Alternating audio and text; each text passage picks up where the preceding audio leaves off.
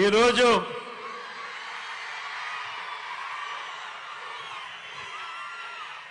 మన విజయవాడను చూస్తా ఉంటే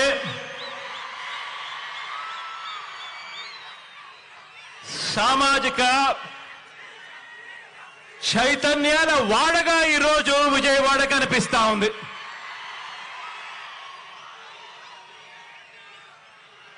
భారతరత్న బాబాసాహెబ్ డాక్టర్ భీమ్రావ్ అంబేద్కర్ గారి మహావిగ్రహం, స్టాచ్యూ ఆఫ్ సోషల్ జస్టిస్ ఆవిష్కరణ సందర్భంగా ఇవాళ ఇక్కడికి వచ్చిన నా ప్రతి అక్కకు,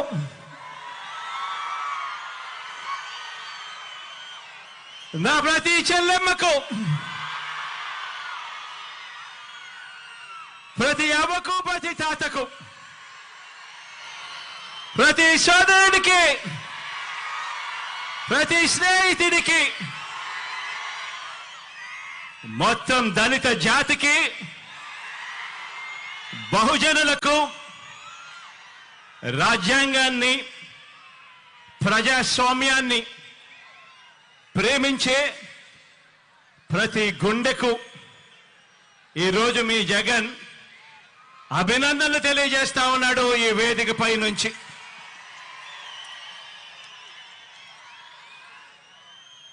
ఈ మహావిగ్రహం, ఇది స్టాచ్యూ ఆఫ్ సోషల్ జస్టిస్ అంటే సామాజిక న్యాయ మహాశిల్పం. ఎప్పుడైనా కూడా ఇటువంటి విగ్రహాన్ని చూసినప్పుడు మామూలుగా అమెరికాలో స్టాచ్యూ ఆఫ్ లిబర్టీ అనే అమెరికాలో మనకు కనిపిస్తూ ఉంటుంది. ఆ స్టాచ్యూ ఆఫ్ లిబర్టీ అంటే అమెరికా అని చెప్పి దాన్ని విన్నాం, దాని గురించి మనం మాట్లాడతాం. కానీ ఇక మీదటి నుంచి స్టాచ్యూ ఆఫ్ సోషల్ జస్టిస్ అంటే ఇక నుంచి ఇండియాలో విజయవాడ అని చెప్పి ఇక మీదటి నుంచి మారుమోగుతుంది.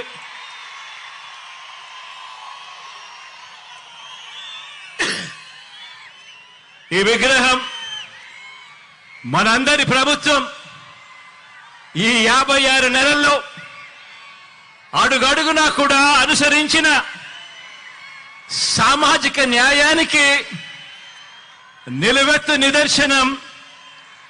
ఈ విగ్రహం ఇక్కడే విజయవాడలో ఎప్పుడు కనిపిస్తూ ఉంటుంది. ఆశ్చర్యం ఏమిటో తెలుసా? అంబేద్కర్ గారు జన్మించి 133 సంవత్సరాల తరువాత కూడా, అంబేద్కర్ గారు మరణించిన 68 సంవత్సరాల తరువాత కూడా ఈ విగ్రహాన్ని స్టాచ్యూ ఆఫ్ సోషల్ జస్టిస్ కింద, సామాజిక న్యాయ మహాశిల్పం కింద ఈ రోజుకి కూడా ఏర్పాటు చేసుకుంటా ఉన్నాం. ఆలోచన చేయమని అడుగుతా ఉన్నా. ఎందుకు చేస్తా ఉన్నాము? కారణం, ఈ విగ్రహం వేల సంవత్సరాల భారత సామాజిక చరిత్రను, వేల సంవత్సరాల భారత సామాజిక చరిత్రను, ఆర్థిక చరిత్రను, మహిళా చరిత్రను మార్చిన ఓ సంఘ సంస్కర్త, ఓ మరణం లేని మహనీయుడి విగ్రహం ఈ విజయవాడలో ఈరోజు ఆవిష్కారం అవుతా ఉంది. బాబాసాహెబ్ మన భావాల్లో ఎప్పుడూ కూడా బతికే ఉంటాడు. ఎప్పటికీ కూడా మన అడుగుల్లోనూ, మన బ్రతుకుల్లోనూ, మన భావాల్లోనూ ఆయన ఎప్పటికీ కూడా కనిపిస్తూనే ఉంటాడు. ఈ దేశంలో పెత్తందారితనం మీద, అంటరానితనం మీద, కుల అహంకార వ్యవస్థల దుర్మార్గుల మీద, ఆ దుర్మార్గాల మీద అక్క చెల్లెమ్మలపై వివక్ష మీద పోరాటాలకు నిరంతరం స్ఫూర్తి ఇస్తూనే ఉంటాడు ఆ మహామనిషి. విజయవాడలో, అది కూడా స్వాతంత్ర సమర చరిత్ర ఉన్న మన స్వరాజ్య మైదానంలో, అది కూడా 75వ రిపబ్లిక్ డేకు సరిగ్గా వారం రోజుల ముందర మనం ఆవిష్కరిస్తా ఉన్న ఈ అంబేద్కర్ గారి మహాసుగ్రహం, మహాశిల్పం. ఈ విగ్రహం కూడా నేను చెప్తా ఉన్నాను, ఈ విగ్రహం చూసినప్పుడల్లా కూడా ఈ విగ్రహం పేదల హక్కులకు, మహిళల హక్కులకు, మానవ హక్కులకు, ప్రాథమిక హక్కులకు, సమానత్వ ఉద్యమాలకు, రాజ్యాంగ హక్కులకు నిరంతరం కూడా ఈ విగ్రహం స్ఫూర్తి ఇస్తూనే ఉంటుంది అని చెప్పి కూడా ఈ సందర్భంగా తెలియజేస్తా ఉన్నా. ఈరోజు ఒకసారి గమనించినట్టయితే ఆయన అంటరానితనం మీద, ఆధిపత్య భావజాలం మీద ఓ తిరుగుబాటుగా ఆయనను ఎప్పుడు చూసినా కూడా, ఆయన విగ్రహాన్ని ఎప్పుడు జ్ఞాపకం చేసుకున్నా కూడా మనకు కనిపిస్తూనే ఉంటాడు. ఈరోజు ఆయన సమసమాజ భావాలకు నిలువెత్తు రూపంగా కూడా ఎప్పుడూ కూడా మనందరికీ కూడా ఆయన గురించి ఆలోచన చేసినప్పుడల్లా కూడా మనందరికీ కూడా కనిపిస్తూనే ఉంటాడు. ఆయన రాజ్యాంగ హక్కుల ద్వారా, రాజ్యాంగ న్యాయాల ద్వారా నిరంతరం కూడా మనల్ని కాపాడే ఒక మహాశక్తిగా ఆయన మనందరికీ కూడా స్ఫూర్తినిస్తూనే ఉంటాడు. తమ గొంతు విప్పులేని దళిత వర్గాలకు, అల్పసంఖ్యాకులకు, వాయిస్లెస్ పీపుల్కు, అంటే తమ గొంతు వినిపించలేని ఆ అట్టడుగు ఉన్న ఆ వర్గాలకు ప్రత్యేక నియోజకవర్గాలను ఏర్పాటు చేయాలని, వారికి రిజర్వేషన్ను కల్పించాలని చరిత్ర గరితిని మార్చిన పూనా పాక్ట్ జరగడానికి కారకులు ఆ అంబేద్కర్ గారు. ఈరోజు దళిత జాతి నిలబడింది అన్నా కూడా, అల్పసంఖ్యాకులు నిలబడగలుగుతా ఉన్నారు అని అన్నా కూడా, రిజర్వేషన్లను కల్పించి ఒక్క తాటిపై వాళ్ళ నిలబెట్టే కార్యక్రమం జరిగింది అని అంటే అది ఆ అంబేద్కర్ గారి స్ఫూర్తి అని చెప్పడానికి గర్వపడతా ఉన్నా. ఈరోజు ప్రతి వాడలో ఉన్న ఆయన విగ్రహం అణగారిన వర్గాలకు నిరంతరం కూడా ధైర్యాన్ని ఇస్తుంది, శక్తినిస్తుంది, అండనిస్తుంది, ఒక మహాశక్తిగా తోడుగా నిలబడుకుంది. చదువుకునేందుకు వీలు లేదని తరతరాలుగా కూడా అణిచివేసిన వర్గాలలో తాను జన్మించి చదువుకునేందుకు మాకు మాత్రమే హక్కుంది అని చెప్పి అనుకునే వర్గాల కన్నా కూడా, వాళ్ళందరికన్నా కూడా ఇంకా గొప్పగా చదువుకున్న ఓ విద్యా విప్లవం అంబేద్కర్ గారు. ఆయన బడిలో చదువుకుంటా ఉన్న రోజుల్లో ఆయన దళితుడు కాబట్టి తన తరగతి గదిలో మంచినీరు తాగాలంటే ఆ గదిలో ఉన్న కుండలో నుంచి గ్లాస్ ముంచుకొని నీరు తాగడానికి వీల్లేదట. ఆ బడిలో ప్యూను దళిత విద్యార్థికి నీటిని ఆయన తెచ్చుకున్న గ్లాసులో నుంచి పైనుంచి పోసేవాడట.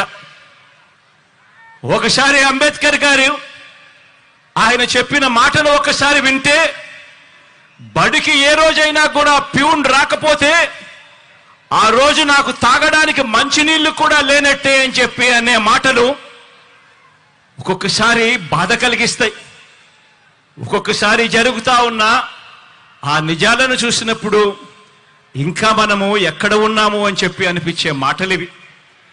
అలాంటి అంటరానితనాన్ని తాను స్వయంగా అనుభవించి దాని మీద ఒక తిరుగుబాటును, ఓ విప్లవాన్ని, ఓ స్వాతంత్ర పోరాటాన్ని, వీటి అన్నిటినీ కూడా ఉమ్మడిగా చూస్తే, ఉమ్మడి చేస్తే ఆ పోరాటానికి రూపమే అంబేద్కర్ గారు.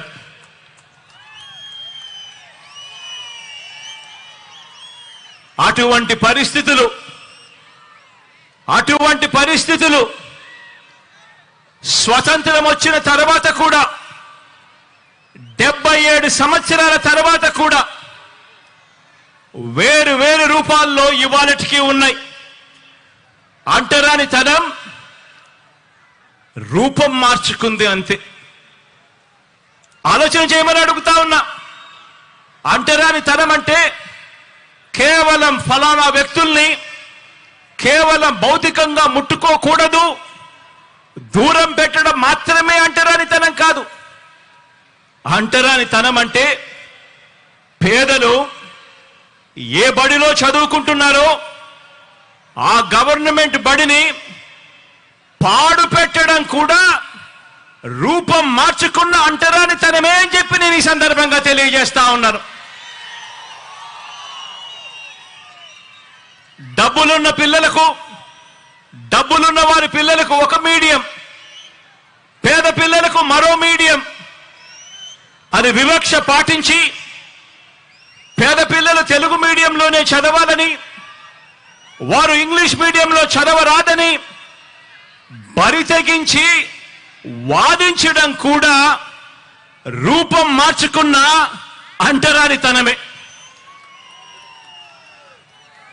ఈరోజు కూడా ఈ అహంకారులు, ఈ పెత్తందారులు తమ పత్రికలో రాశారు. ఈరోజు పొద్దున్నే కూడా పత్రిక చదివా. అంబేద్కర్ గారు తెలుగు మీడియం మాత్రమే ఉండాలని అన్నాడట. నిజంగా ఈ పెత్తందారుల పిల్లలు, ఈ పెత్తందారుల మనవళ్ళు మాత్రం ఇంగ్లీష్ మీడియంలోనే చదువుతారట. నిజంగా ఇలా మాటలు చూస్తే నిజంగా ఒక నిజం చెప్పకూడదు, అబద్ధాలు ఏ స్థాయిలో చెప్తా ఉన్నారు అని చెప్పి చూస్తే నిజంగా గుండెకు బాధ అనిపిస్తుంది. వాస్తవం ఏమిటి అని అంటే, నిజమేమిటో అంటే, అంబేద్కర్ గారు చదువుకున్నది ఇంగ్లీష్ మీడియంలో.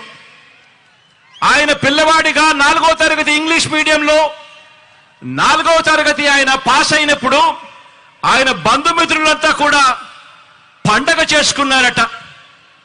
కానీ ఈ పెత్తందారుల పత్రిక, ఆ ఈనాడు పత్రిక, కానీ ఆ పత్రిక ముసుగులో తాము పాటించే ఈ అంటరానితనాన్ని, అబద్ధాలతో అందమైన మేకప్ వేయాలనుకున్న ఇలాంటి దుర్మార్గులు, ఇలాంటి నీచులు మన దళితులకు, మన బహుజనులకు వ్యతిరేకులు, చివరికి చరిత్ర కూడా ఇలాంటి వాళ్ళు వక్రీకరిస్తూ రాతలు రాస్తా ఉన్నారు అనంటే ఏ స్థాయికి నిజంగా పాత్రికేయం పడిపోయింది అని చెప్పి ఆలోచన చేయమని కోరుతా ఉన్నా. ఈరోజు పేద కులాల వారు ఎప్పటికీ కూడా తమ పొలాలలో పనివారుగానే ఉండిపోవాలట.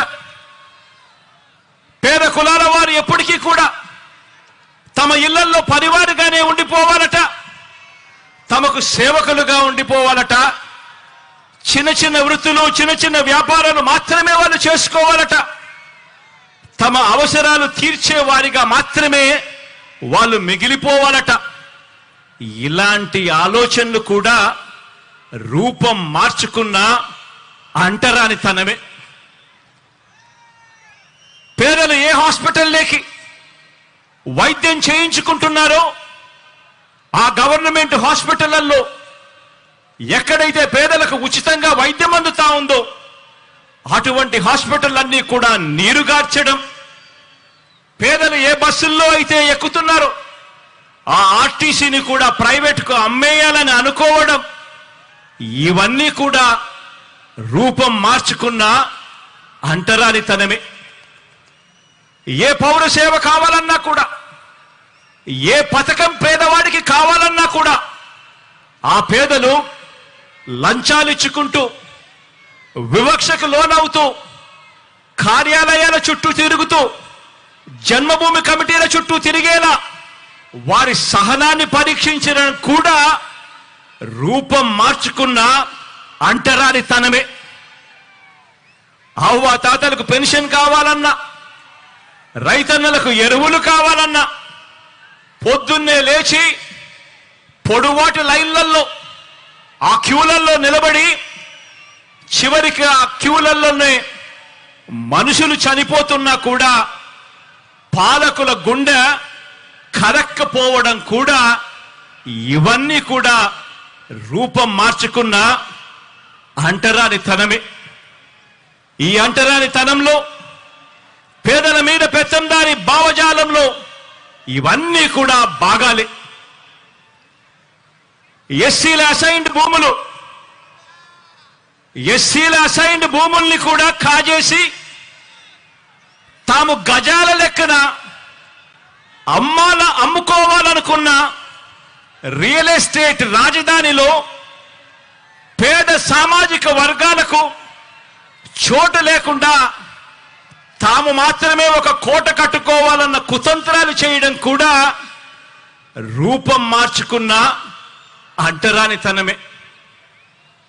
రూపం మార్చుకున్న ఈ అంటరానితనం అంటే పేదల ఇళ్ల నిర్మాణానికి భూములు ఇస్తే సామాజిక సమతౌల్యం దెబ్బతింటుంది అని చెప్పి ఏకంగా కోర్టులకు వెళ్ళి ఆ కోర్టుల్లో కేసులు వేసి సిగ్గు లేకుండా వాదించడం కూడా రూపం మార్చుకున్న అంటరానితనమే. రూపం మార్చుకున్న అంటరానితనం అంటే మన ఎస్సీలు, మన ఎస్టీలు, మన బీసీలు, మన మైనారిటీలు, మన నిరుపేద పిల్లలు చదువుకునే ఆ గవర్నమెంట్ బడులలో ఇంగ్లీష్ మీడియం చదువులు చెప్పటానికి వీల్లేదని కోర్టులకు వెళ్లి సైతం పిటిషన్లు వేయడం కూడా రూపం మార్చుకున్న అంటరానితనమే. ఆ పేద వర్గాల పిల్లలకు ట్యాబులు ఇస్తే అందులో వారు చూడకూడనివి చూస్తున్నారంటూ వాళ్ళ పిల్లల చేతుల్లో కూడా సెల్ ఫోన్లు ఉన్నాయని, ట్యాబులు ఉన్నాయి అన్న విషయాన్ని ఉద్దేశపూర్వకంగా కూడా మర్చిపోతూ డిజిటల్ లిటరసీని మన పేద పిల్లలకు ఇవ్వటానికి వీల్లేదని చెప్పి కుట్రపూరితంగా రాతలు రాయడం, వాదించడం కూడా రూపం మార్చుకున్న అంటరానితనమే. స్వాతంత్రం వచ్చి 77 సంవత్సరాలు గడుస్తా ఉన్నా కూడా ఇప్పటికీ కూడా అలాగే మిగిలిపోయి ఉన్న ఈ రూపం మార్చుకున్న ఈ అంటరానితనం మీద ఈ 56 నెలలుగా మనం చేస్తా ఉన్న ఒక సామాజిక, ఆర్థిక, రాజకీయ యుద్ధానికి నిలువెత్తు నిదర్శనంగా ఈ అంబేద్కర్ గారి విగ్రహం ఎప్పటికీ కూడా కనిపిస్తానే ఉంటుంది. ఈ విగ్రహం దేశంలోనే కాదు ప్రపంచంలోనే అతిపెద్ద అంబేద్కర్ గారి విగ్రహం అని కూడా చెప్పడానికి గర్వపడతా ఉన్నా. దేశంలోనే కాదు ప్రపంచంలోనే అతిపెద్ద అంబేద్కర్ గారి విగ్రహం అని చెప్పడానికి గర్వపడతా ఉన్నా. ఇది 81 అడుగుల వేదిక మీద ఏర్పాటు చేసి 125 అడుగుల మహావిగ్రహం అంటే 206 అడుగుల ఎత్తైన ఈ విగ్రహం దేశంతో కాదు మనం పోటీ పడేది, ప్రపంచంతోనే పోటీ పడతా ఉన్నామని చెప్పి కూడా ఈ సందర్భంగా తెలియజేస్తా ఉన్నా.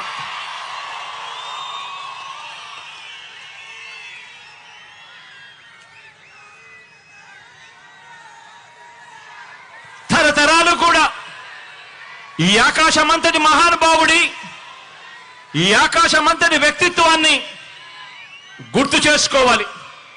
ప్రతి పిల్లాడు, ప్రతి పాప కూడా ఆయన జీవిత చరిత్ర నుంచి స్ఫూర్తిని తెచ్చుకోవాలి. ఎందుకంటే అభివృద్ధికి అభ్యుదయానికి మధ్య అవినాభావ సంబంధం అంబేద్కర్ గారి భావజాలం. ఇలాంటి భావజాలం మన పెత్తందారులకు మాత్రం నచ్చదు. పెత్తందారులు అంటే ఎవరో మీ అందరికీ బాగా ఈ పాటికి అర్థమై ఉంటుంది అనుకుంటా ఉన్నాను.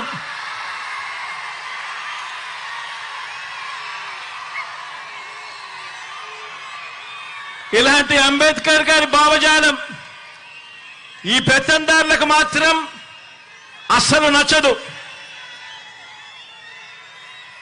దళితులకు చంద్రబాబు నాయుడు గారు సెంట్ భూమిని ఇళ్ల నిర్మాణానికి ఇచ్చింది లేదు, అంబేద్కర్ గారి విగ్రహం నిర్మించింది అంతకన్నా కూడా లేదు.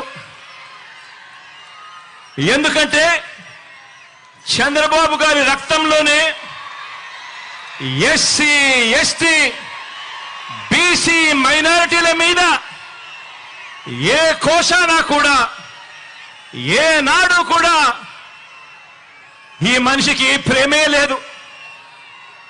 ఎస్సీలో పుట్టాలని ఎవరైనా అనుకుంటారా అని ఒక ముఖ్యమంత్రి స్థానంలో ఉన్న వ్యక్తి నోరు పారేసుకుంటే గ్రామాలలో ఆ ఎస్సీలు ఎలా బ్రతకగలుగుతారు అని చెప్పి కనీసం ఆలోచన కూడా చేయకుండా నోట్లో నుంచి అంత చులకనగా మాట్లాడే స్వభావం. బీసీల తోకలు కత్తిరిస్తా ఖబర్దార్ అన్న వ్యక్తి, పేద సామాజిక వర్గాలంటే గిట్టని ఈ వ్యక్తి మన మాదిరిగా ఈ పేద అక్క చెల్లెమ్మలు బాగుండాలి, ఈ పేద కుటుంబాలు బాగుండాలి అని ఏకంగా 31 లక్షల ఇళ్ల పట్టాలు రాష్ట్రంలో ఎప్పుడు జరగని విధంగా, దేశంలో కూడా ఎప్పుడు చూడని విధంగా ఏకంగా 31 లక్షల ఇళ్ల పట్టాలు, అందులో 22 లక్షల ఇళ్ల నిర్మాణం చేయాలని ఆ పెద్ద మనిషికి ఎందుకు అనిపిస్తుంది? పెత్తందారి పార్టీలకు, ఈ పెత్తందారి నాయకులకు చదువుకునే మన పేద పిల్లలకు ఒక అమ్మఒడి ఇవ్వాలని, ఓ విద్యా దీవెన ఇవ్వాలని, ఓ వసతి దీవెన ఇవ్వాలని, ఓ గోరు ముద్ద ఇవ్వాలని, ఓ విద్యా కానుక ఇవ్వాలని, ఓ ట్యాబులు ఇవ్వాలని, ఓ ఇంగ్లీష్ మీడియంలో చదువులు చెప్పించాలని, బైలింగ్వల్ టెక్స్ట్ బుక్స్ ఇవ్వాలని, మన గవర్నమెంట్ బడులలో మన క్లాస్ రూమ్లలో డిజిటైజేషన్ జరగాలి అని, ఐఎఫ్పీలను ఏర్పాటు చేయాలని, నాడు నేడుతో మన చదువులు మన బడులు రూపురేఖలు మార్చాలి అని ఇటువంటి పెత్తందారి నాయకులకు గాని, ఇటువంటి పెత్తందారి పార్టీలకు గాని ఎందుకు అనిపిస్తుంది అని ఒక్కసారి ఆలోచన చేయమని అడుగుతా ఉన్నా. పెత్తందారి పార్టీలకు, పెత్తందారి నాయకులకు మన అక్క చెల్లెమ్మలకు ఒక దిశ యాప్ తేవాలని, మన అక్క చెల్లెమ్మలకు ఒక అమ్మఒడి ఇవ్వాలని, మన అక్క చెల్లెమ్మలకు ఒక ఆసరా ఇవ్వాలని, మన అక్క చెల్లెమ్మలకు ఒక 0 వడ్డీ తేవాలని, ఒక 0 వడ్డీ ఇవ్వాలని, ఒక చేయూత ఇవ్వాలని, అక్క చెల్లెమ్మల పేరిట 31 లక్షల ఇళ్ల పట్టాలు ఇవ్వాలని, అందులో 22 లక్షల ఇళ్ల నిర్మాణం పూర్తి చేసి కట్టించి ఇచ్చి ఆ అక్క చెల్లెమ్మల ముఖాలలో చిరునవ్వులు చూడాలని ఆ పెత్తందారి పార్టీలకు, ఆ పెత్తందారి నాయకులకు ఎందుకు అనిపిస్తుంది అని ఒక్కసారి ఆలోచన చేయమని అడుగుతా ఉన్నా. పెత్తందారి పార్టీలకు, ఆ పెత్తందారి నాయకులకు మన రైతన్నలకు పగటిపూటే 9 గంటల పాటు ఉచిత విద్యుత్ ఇవ్వాలని, ఒక రైతు భరోసాతో రైతన్నను ఆదుకోవాలని, వారిని చేయి పట్టుకొని నడిపించే ఒక ఆర్బీకే వ్యవస్థను వాళ్ళ ముందరే పెట్టాలి అని చెప్పి ఎందుకు అనిపిస్తుంది అని చెప్పి ఒక్కసారి ఆలోచన చేయమని కోరుతా ఉన్నా. పెత్తందారి పార్టీలకు, పెత్తందారి నాయకులకు, పేదలకు వైద్యం ఆరోగ్యం పట్ల వారికి ఒక మెరుగైన ఆరోగ్యశ్రీ పథకం రావాలని, ఇవ్వాలని, ఓ ఆరోగ్య ఆసరాతో ఆదుకోవాలని, ఓ 104 ఒక 108 ఫోన్ కొడితే చాలు కుయ్ కుయ్ కుయ్ అంటూ ఆ పేదవాడు ముంగిటికి వచ్చి ఆ పేదవాడికి అండగా నిలబడే పరిస్థితి రావాలని, గ్రామ స్థాయిలోనే ఓ విలేజ్ క్లినిక్ రావాలని, ఓ ఫ్యామిలీ డాక్టర్ కాన్సెప్ట్ తీసుకొని రావాలి అని, హాస్పిటల్లన్నీ కూడా రూపురేఖలు మారాలని, ఆ హాస్పిటల్లో పేదవాడు వైద్యం కోసం వెళితే ఏకంగా 53,000 మంది డాక్టర్లను, నర్సులను హాస్పిటల్లో రిక్రూట్ చెయ్యాలి అని ఎందుకు అనిపిస్తుంది అని చెప్పి ఆలోచన చేయమని కోరుతా ఉన్నా. ఆ పెత్తందారి పార్టీలకు, ఆ పెత్తందారి నాయకులకు గ్రామ స్థాయిలోనే ఒక లంచాలు లేని వ్యవస్థను తేవాలని, గ్రామ స్థాయిలోనే ఓ వివక్ష లేని వ్యవస్థను తీసుకొని రావాలని, గ్రామ స్థాయిలోనే ఓ వాలంటీర్ వ్యవస్థ తీసుకొని రావాలని, గ్రామ స్థాయిలోనే ఓ సచివాలయాలు, వార్డు సచివాలయాలు, గ్రామ సచివాలయాలు తేవాలని, ఓ వివక్ష లేని, ఓ లంచాలు లేని వ్యవస్థ ప్రతి పేదవాడికి కూడా అందుబాటులోకి ఉండాలి, తేవాలి అని ఆ పెత్తందారి నాయకులకు, ఆ పెత్తందారి పార్టీలకు ఎందుకు అనిపిస్తుంది అని చెప్పి ఆలోచన చేయమని కోరుతా ఉన్నా మీ అందరికీ కూడా. ఈ పెత్తందారి పార్టీలకు, ఈ పెత్తందారి నాయకులకు నామినేటెడ్ పోస్టుల్లోనూ, నామినేషన్ మీద ఇచ్చే కాంట్రాక్టుల్లోనూ 50% నా ఎస్సీ, నా ఎస్టీ, నా బీసీ, నా మైనారిటీ అంటూ వాళ్లకు 50% పదవులు వాళ్ళకే ఇవ్వాలని, ఇచ్చేట్టుగా ఏకంగా చట్టం తీసుకొని రావాలి అని వాళ్ళకు ఎందుకు అనిపిస్తుంది అని ఆలోచన చేయమని అడుగుతా ఉన్నా.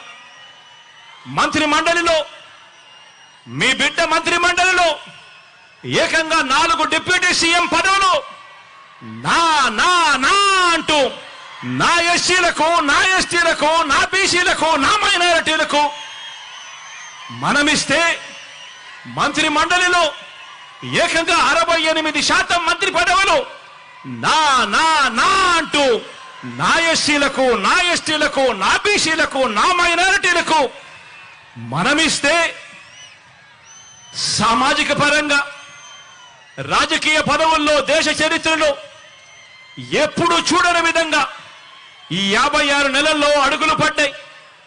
ఏకకాలంలో శాసనసభ స్పీకర్గా ఒక బీసీ, ఏకకాలంలో శాసనసభ మండలి చైర్మన్ గా ఒక ఎస్సీ, శాసనసభ శాసన మండలి డిప్యూటీ చైర్పర్సన్ గా ఒక మైనారిటీ అక్కకు పెద్దపీట వేసిన ఏకైక ప్రభుత్వం మీ బిడ్డ ప్రభుత్వం అని కూడా చెప్పడానికి గర్వపడతా ఉన్నా. మనందరి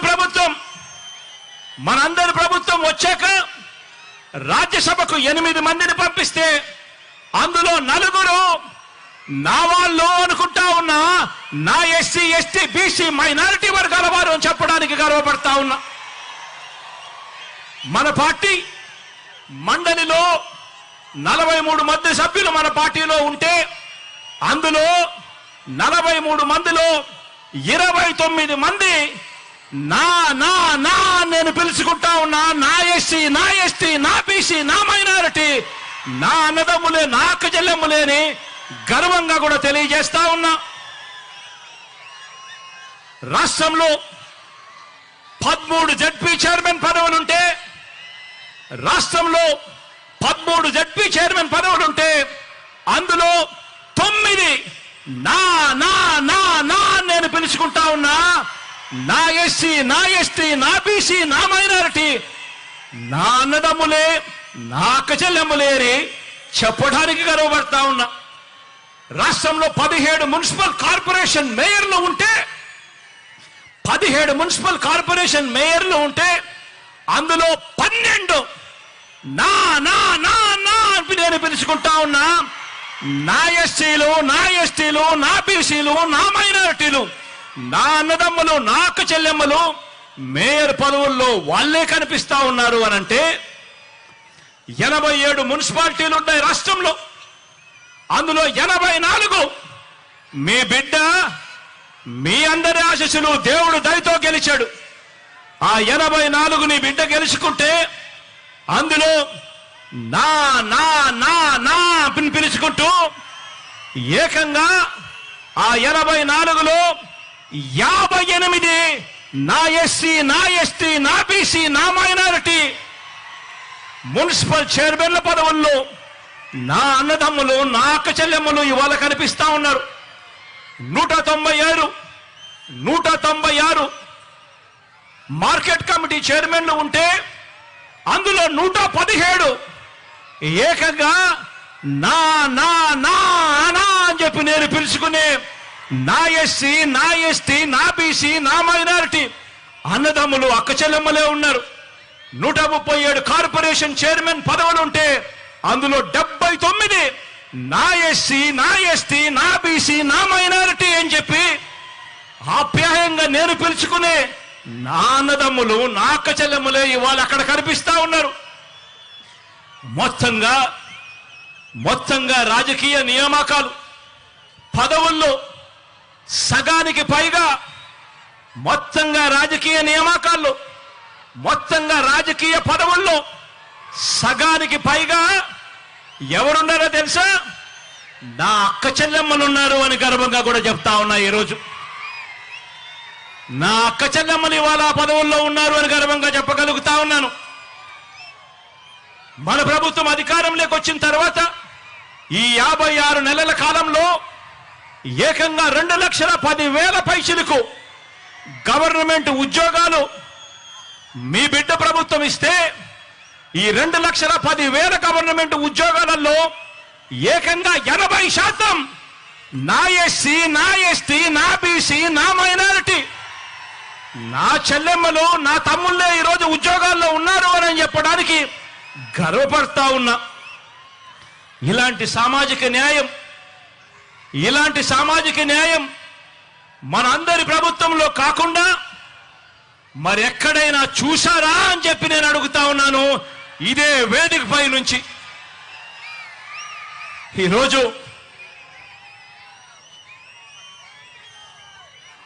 ఈ పెత్తందారి పార్టీలకు, ఈ పెత్తందారి నాయకులకు నా ఎస్సీలు, నా ఎస్టీలు, నా బీసీలు, నా మైనారిటీలు వారి కోసం నవరత్నాల పాలన అందించాలని కడుపులో ఉన్న బిడ్డ దగ్గర నుంచి పండు ముసలి అవ్వ తాత వరకు అందరి పట్ల ప్రేమ మమకారం చూపాలని వీళ్ళకి ఏ రోజైనా అనిపించిందా అని చెప్పి నేను అడుగుతా ఉన్నా. మీ బిడ్డ పాలనలో ఈ 56 నెలల కాలంలో 2,47,000 కోట్ల రూపాయలు నేరుగా మీ బిడ్డను బటన్ నొక్కుతున్నాడు. నా అక్క చెల్లెమ్మల కుటుంబాల ఖాతాల్లోకి నేరుగా డబ్బులు పోతా ఉన్నాయి. ఎక్కడా లంచాలు లేవు, ఎక్కడా వివక్ష లేదు. మరి రాష్ట్రాన్ని దోచుకునేందుకు మాత్రమే రాష్ట్రంలో పదవులు కావాలి అని చెప్పి ఆకాంక్షిస్తా ఉన్న ఈ పెత్తందారి పార్టీలకు, ఈ పెత్తందారి నాయకులకు ఏ రోజైనా కూడా ఇలాంటి వాళ్లకు ఇలా బటన్ నొక్కడం, ఇలా బటన్ నొక్కితే 2,47,000 కోట్లు పేద అక్క చెల్లెమ్మలకు పోయే పరిస్థితి ఉంటుంది, ఇలాంటి కార్యక్రమం చేయగలుగుతాము అని చెప్పి ఏ రోజైనా అనిపించిందా అని చెప్పి ఒక్కసారి ఆలోచన చేయమని కోరుతా ఉన్నా. ఇవన్నీ కూడా సామాజిక న్యాయాన్ని అందించడంలో విప్లవంగా పుట్టిన వ్యవస్థలు. ఈరోజు గ్రామ స్థాయిలో చిక్కటి చిరునవ్వుతో మన పిల్లలు కనిపిస్తారు. సచివాలయంలో మన గ్రామంలోనే ప్రతి 2,000 జనాభాకు ఒక సచివాలయం, ప్రతి 50 నుంచి 60 ఇళ్లకు ఒక వాలంటీర్. చిక్కటి చిరునవ్వుతో, లంచాలు లేకుండా, వివక్ష లేకుండా ప్రతి అక్క చెల్లెమ్మను, ప్రతి పేదవాడిని, ప్రతి రైతన్నను చెయ్యి పట్టుకుని నడిపిస్తూ ఈరోజు గ్రామ స్వరాజ్యం అంటే ఇది, అంబేద్కర్ గారి కలలు కన్న రాజ్యం ఇది అని చెప్పి ఏకంగా ఆ పిల్లలు, ఆ చెల్లెమ్మలు, ఆ తమ్ముళ్ళు ఈరోజు గ్రామ స్వరాజ్యం అంటే ఇది అని చెప్పి దేశానికే చూపిస్తా ఉన్నారు. ఇవన్నీ కూడా సామాజిక న్యాయాన్ని అందించడంలో విప్లవంగా పుట్టిన వ్యవస్థలు.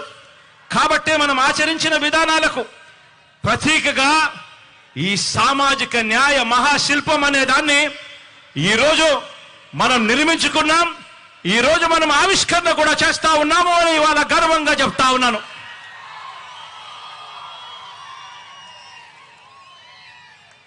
ఈరోజు మనందరి ప్రభుత్వం, మీ బిడ్డ ప్రభుత్వం, మీ కష్టం తెలిసిన మీ అన్న ప్రభుత్వం ఇంటింటా కూడా ప్రతి గ్రామం నుంచి కుప్పం నుంచి ఇచ్చాపురం వరకు ఏ గ్రామాన్నైనా కూడా తీసుకోండి, ప్రతి గ్రామంలో కూడా మార్పులు కనిపిస్తాయి. ప్రతి గ్రామంలో కూడా ఇంటింటా కూడా ఒక చదువుల విప్లవం కనిపిస్తుంది. ప్రతి గ్రామంలో కూడా ఇంటింటా కూడా ఒక మహిళా సాధికారత విప్లవం కనిపిస్తుంది. ప్రతి గ్రామంలో పరిపాలన సంస్కరణలు కనిపిస్తాయి. ప్రతి గ్రామంలోనూ ఒక వ్యవసాయ విప్లవం కనిపిస్తుంది. ప్రతి గ్రామంలోనూ కూడా పారిశ్రామిక మౌలిక సదుపాయాల విప్లవం కల్పించేట్టుగా దిశగా ఆ జిల్లాలో ఎప్పుడు చూడని విధంగా ఈరోజు అభివృద్ధి కనిపిస్తా ఉంది. వైద్య ఆరోగ్య రంగంలో ఎప్పుడూ కూడా ఊహించని విధంగా గ్రామ స్థాయిలోనే మార్పు చెందిన మరో విప్లవం మన పిల్లలకు అక్కడే కనిపిస్తా ఉంది. కడతా ఉన్న డిజిటల్ లైబ్రరీలు కనిపిస్తా ఉన్నాయి. ప్రతి అంశంలోనూ కూడా పేదల అభివృద్ధికి, పేదల అభ్యున్నతికి తీసుకుంటా ఉన్న ప్రతి ఒక్క నిర్ణయానికి కూడా దేవుడు దయ, ప్రజలందరి చల్లని దీవెనలు కలకాలం ఉండాలని చెప్పి ఆ మహానుభావుడి విగ్రహాన్ని ఆవిష్కరించే కార్యక్రమంలోకి ఇక్కడ నుంచి అందరం కూడా బయలుదేరి ఎక్కడికి పోదాము అని చెప్పి కూడా ఈ సందర్భంగా తెలియజేస్తా ఉన్నాను.